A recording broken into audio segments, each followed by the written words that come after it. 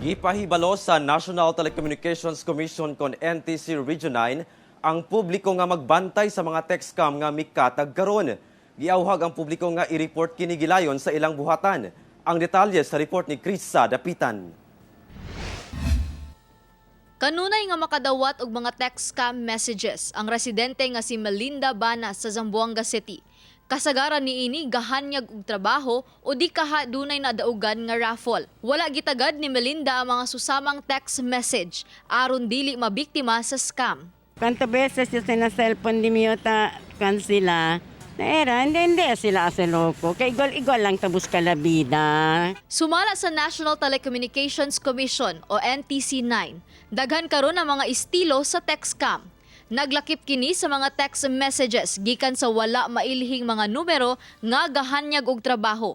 Aduna say lucky winner scams kung asa nakasulat nga nakadaog ka og raffle o di kaha makadawat og bonus. Kung mahaylo ka, ang mga text scam messages dunay online sites or link nga masudlan. Dinhi na kini mangayo sa imong mga personal nga impormasyon nga maoy gamiton sa pang-scam. You might have registered your name sites na hindi dapat mo pasukin.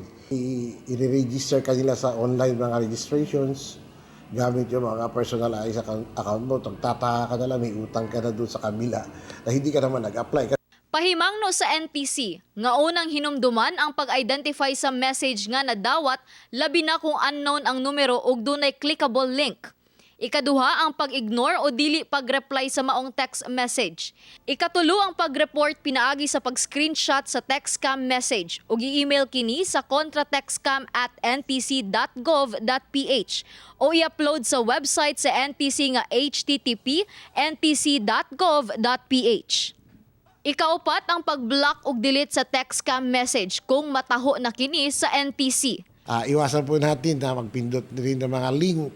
Iwasan po natin maniwala agad because wala naman po talagang libre sa mundo.